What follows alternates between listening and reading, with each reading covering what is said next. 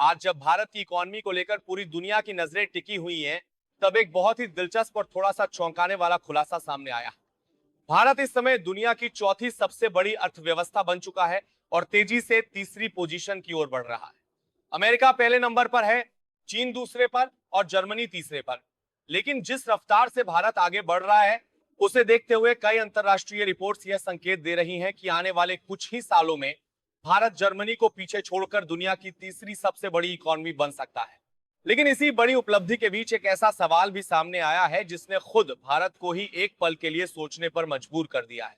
सवाल यह है कि अगर भारत की जीडीपी इतनी तेजी से बढ़ रही है, अगर भारत दुनिया की टॉप 3 इकोनॉमी बनने की ओर बढ़ रहा है, तो फिर आम भारतीय की जिंदगी में वो बदलाव क्यों नहीं दिख रहा जो विकसित देशों में दिखता है। यानी देश अमीर हो रहा है, लेकिन हर नागरिक उतनी तेजी से अमीर क्यों नहीं बन पा रहा। दरअसल इस पूरे खेल का सबसे बड़ा कारण है per capita income. Per capita income का मतलब होता है देश की कुल राष्ट्रीय आय को उसकी कुल आबादी से भाग देना। भारत की समस्या यह है कि उसकी जीडीपी भले ही बहुत बड़ी हो चुकी है, लेकिन आबादी भी 140 करोड़ से ज्यादा है। यानी जो भी इकोनॉमिक केक बन रहा है, उसे बांटने वालों की संख्या बहुत ज्यादा है। अमेरिका, जर्मनी या जापान जैसे देशों में आबादी कम है, इसलिए वहां जीडीपी का असर हर व्यक्ति तक ज्यादा तेजी से पहुंचता है। वहीं भारत में इतनी बड़ी आबादी होने की वजह से जीडीपी ग्रोथ का फायदा हर व्यक्ति तक पहुंचने में समय लगता है। सरल भाषा में समझें तो भारत अमीर हो रहा है, लेकिन हर भारतीय उतनी तेजी से अमीर नहीं बन पा रहा। यही वह सच्चाई है जो भारत की तीसरी सबसे बड़ी इकोनॉमी बनने की खुशी के बीच एक बड़ा सवाल भी खड़ा करती है। इसकी दूसरी बड़ी वजह है भारत का इनफॉर्मल सेक्टर। आज भी भारत की बड़ी आबादी ऐसे सेक्टर्स में काम कर रही है जहां आय स्थिर नहीं है, सोशल सिक्योरिटी नहीं है और प्रोडक्टिविटी सीमित है। खेती, छोटे व्यापार, रेहड़ी पटरी, असंगठित मजदूरी जैसे क्षेत्रों में करोड़ों लोग काम कर रहे हैं। ये लोग जीडीपी में तो योगदान देते हैं, लेकिन उनकी कमाई बहुत कम रहती है। इसके उलट विकसित देशों में मैन्युफैक्चरिंग, हाईटेक इंडस्ट्री और एडवांस सर्विस सेक्टर का बड़ा हिस्सा है, जहां प्रति व्यक्ति उत्पादन और आय दोनों ज्यादा होती है। यही फर्क भारत और विकसित देशों के बीच पर कैपिटा इनकम का बड़ा गैप पैदा करता है। लेकिन इसी कहानी में एक बहुत बड़ा पॉजिटिव संकेत भी छुपा हुआ है। भारत की मैन्युफैक्चरिंग, डिफेंस प्रोडक्शन और एक्सपोर्ट में जो तेजी देखने को मिल रही है, वो आने वाले वर्षों में पर कैपिटा इनकम की तस्वीर पूरी तरह बदल सकती है। यानी भारत अब सिर्फ बड़ी इकोनॉमी नहीं, बल्कि ज्यादा समृद्ध समाज बनने की दिशा में भी कदम बढ़ा रहा है। इसी से जुड़ी दूसरी बड़ी खबर भारत के डिफेंस सेक्टर से आ रही है, अगर आज जिसने पूरी दुनिया को हैरान करके रख दिया है। भारत ने डिफेंस प्रोडक्शन में अब तक की सबसे ऐतिहासिक छलांग लगाई है। एक समय था जब भारत दुनिया के सबसे बड़े हथियार आयात करने वाले देशों में गिना जाता था। ज्यादातर fighter jet, missile system, tank, submarine और अन्य डिफेंस इक्विपमेंट विदेशों से मंगाए जाते थे। लेकिन अब तस्वीर तेजी से बदल रही है। आज भारत न सिर्फ अपने लिए हथियार बना रहा है, बल्कि दूसरे देशों को भी एक्सपोर्ट कर रहा है। BrahMos missile, Tejas fighter jet, artillery gun, drone radar system, naval ships जैसे हाईटेक डिफेंस प्रोडक्ट्स भारत से Africa, middle east, south east Asia और लैटिन अमेरिका के कई देशों को भेजे जा रहे हैं। डिफेंस एक्सपोर्ट के आंकड़ों को देखें तो ये अब 23 करोड़ से भी ज्यादा हो चुका है और हर साल इसमें नया रिकॉर्ड बन रहा है। सबसे खास बात यह है कि जहां एक्सपोर्ट तेजी से बढ़ रहा है, वहीं आयात में लगातार गिरावट आ रही है। यानी जो चीजें भारत पहले विदेशों से खरीदता था, आज वही चीजें भारत खुद बना रहा है। यह बदलाव सिर्फ आंकड़ों का नहीं, बल्कि भारत की रणनीतिक ताकत का भी संकेत है। मेक इन इंडिया और आत्मनिर्भर भारत अभियान के तहत सरकार ने प्राइवेट कंपनियों और स्टार्टअप्स को डिफेंस सेक्टर में खुलकर एंट्री दी। पहले जहां डिफेंस सिर्फ सरकारी कंपनियों तक सीमित था, अब प्राइवेट सेक्टर भी इस क्षेत्र में बड़े स्तर पर इन्वेस्ट कर रहा है। इसका नतीजा यह हुआ कि भारत का डिफेंस इकोसिस्टम पूरी तरह बदल गया है। आज भारत सिर्फ सस्ता मजदूर वाला देश नहीं, बल्कि technology driven defence manufacturing hub बनता जा रहा है। यही वजह है कि दुनिया के कई देश अब भारत को एक भरोसेमंद डिफेंस पार्टनर के रूप में देखने लगे हैं। इसी डिफेंस और मैन्युफैक्चरिंग बूम के बीच भारत की एक कंपनी ने ऐसा कारनामा कर दिखाया है जो अब तक यूरोप और साउथ कोरिया जैसी शिप बिल्डिंग पावर का दबदबा माना जाता था। एनडीटीवी प्रॉफिट की रिपोर्ट के मुताबिक स्वान डिफेंस एंड हेवी इंडस्ट्रीज को एक यूरोपीय कंपनी से करीब 2000 करोड़ का शिप बिल्डिंग कॉन्ट्रैक्ट मिला है।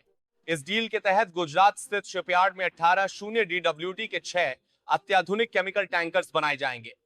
यह सिर्फ एक कमर्शियल ऑर्डर नहीं है, बल्कि यह इस बात का सबूत है कि अब भारत की मैन्युफैक्चरिंग क्वालिटी पर यूरोप जैसे विकसित देश भी भरोसा करने लगे हैं। शिप बिल्डिंग एक ऐसा सेक्टर है जिसमें अब तक जापान, साउथ कोरिया और यूरोप का दबदबा रहा है, लेकिन अब भारत भी इस क्लब में तेजी से एंट्री कर रहा है। इसका मतलब है कि भारत सिर्फ सॉफ्टवेयर या सर्विस सेक्टर तक सीमित नहीं रहा, बल्कि हार्डकोर इंडस्ट्रियल मैन्युफैक्चरिंग में भी दुनिया से टक्कर लेने लगा है। अब बात करते हैं उस कंपनी की जो इस पूरी कहानी में एक और बड़ा मोड़ लेकर आई है। फाइनेंशियल एक्सप्रेस की रिपोर्ट के मुताबिक मेथड्स इंडिया ने तीसरी मैन्युफैक्चरिंग यूनिट लगाने का फैसला किया है। वजह बेहद खास है, क्योंकि अब इस कंपनी के कुल में पूरे किया गया है तो उसकी बात करी के साथ सभी 2020 करने का लगाए रेवेन्यू का 50% से ज्यादा हिस्सा विदेशों से आ रहा है। यानी भारत में बना प्रोडक्ट अमेरिका, यूरोप और एशिया के कई विकसित देशों में इस्तेमाल किया जा रहा है। मेथड्स इंडिया एक हाई एंड इंडस्ट्रियल केमिकल और स्पेशलिटी मटेरियल मैन्युफैक्चरिंग कंपनी है। यह कंपनी कंस्ट्रक्शन, ऑटोमोबाइल, इलेक्ट्रॉनिक्स और एडवांस मैन्युफैक्चरिंग सेक्टर के लिए जरूरी केमिकल सॉल्यूशंस तैयार करती है। यह वही सेगमेंट है जहां वैल्यू बहुत ज्यादा होती है और मार्जिन भी मजबूत रहता है। रिपोर्ट्स के मुताबिक कंपनी ने बीते कुछ सालों में हजारों करोड़ रुपए का सालाना रेवेन्यू जनरेट करना शुरू कर दिया है और इसमें सबसे बड़ा योगदान एक्सपोर्ट मार्केट का रहा है। यही वो असली तस्वीर है जो भारत की इकोनॉमी के भविष्य को दिखाती है। जब ऐसी कंपनियां तीसरी मैन्युफैक्चरिंग यूनिट लगाती हैं तो इसका मतलब सिर्फ एक नई फैक्ट्री नहीं होता, इसका मतलब होता है हाई स्किल जॉब्स, बेहतर सैलरी, नई टेक्नोलॉजी और मजबूत सप्लाई चेन। यही वह फैक्टर है जो भारत की पर कैपिटा इनकम को धीरे धीरे ऊपर ले जाएगा, क्योंकि जब देश में हाई वैल्यू मैन्युफैक्चरिंग बढ़ती है तो लोगों की इनकम भी बढ़ती है, और जब इनकम बढ़ती है तो खपत बढ़ती है, टैक्स कलेक्शन बढ़ता है और सरकार के पास इंफ्रास्ट्रक्चर और सोशल सेक्टर में खर्च करने के लिए ज्यादा पैसा आता है। इसी कड़ी में अनेक और बड़ी खबर भारत और यूरोपियन यूनियन के बीच चल रही ट्रेड डील से जुड़ी है। मिंट और रॉयटर्स की रिपोर्ट के मुताबिक भारत अब यूरोप से आने वाली इंपोर्टेड कारों पर टैरिफ में बड़ी कटौती करने जा रहा है। अभी तक कुछ कारों पर 100 से कर रही है, तरह से जुड़ी है बोरिक सरकार, तरह से कारों पर बात छूती है। इसी के साथ 110% तक टैक्स लगाया जाता था, लेकिन प्रस्तावित डील के तहत इसे घटाकर करीब 40% तक लाने की तैयारी है। यह फैसला सीमित संख्या में हाई एंड कारों पर लागू होगा, लेकिन इसका संकेत बहुत बड़ा है। इसका मतलब यह है कि भारत अब ग्लोबल ट्रेड सिस्टम में और ज्यादा खुलकर हिस्सा लेने जा रहा है। इससे एक तरफ यूरोपीय कंपनियों को भारतीय बाजार में एंट्री का मौका मिलेगा, तो दूसरी तरफ भारत को टेक्नोलॉजी ट्रांसफर और इन्वेस्टमेंट का फायदा होगा। हर 24 घंटे में जियोपॉलिटिक्स में बड़े बदलाव हो रहे हैं। कोई देश अपने फैसले से पलट रहा है, कोई देश ट्रेड वॉर शुरू कर रहा है, कोई देश ब्लैकमेलिंग की भाषा इस्तेमाल कर रहा है। दुनिया एक बार फिर अनसर्टेनिटी के दौर से गुजर रही है, लेकिन इन सबके बीच भारत की पोजीशन लगातार मजबूत होती जा रही है। भारत अब सिर्फ एक बड़ा बाजार नहीं, बल्कि एक मजबूत मैन्युफैक्चरिंग बेस, एक भरोसेमंद डिफेंस पार्टनर और एक उभरती हुई ग्लोबल पावर बनता जा रहा है। यही वजह है कि आज भारत की फॉरेन पॉलिसी, डिफेंस स्ट्रेटेजी और इकोनॉमिक प्लानिंग को दुनिया बहुत गंभीरता से देख रही है। मोदी सरकार लगातार कोशिश कर रही है कि भारत किसी भी देश से पीछे ना रह जाए। इंफ्रास्ट्रक्चर पर record investment, railway, highway, airport, semiconductor, green energy, defence, space technology, हर सेक्टर में भारत तेजी से आगे बढ़ रहा है। सबसे बड़ी बात यह है कि अब भारत की ग्रोथ सिर्फ कागजों तक सीमित नहीं है। ये ग्रोथ फैक्ट्रियों में दिख रही है, एक्सपोर्ट डेटा में दिख रही है, डिफेंस डील्स में दिख रही है और स्टार्टअप इकोसिस्टम में दिख रही है।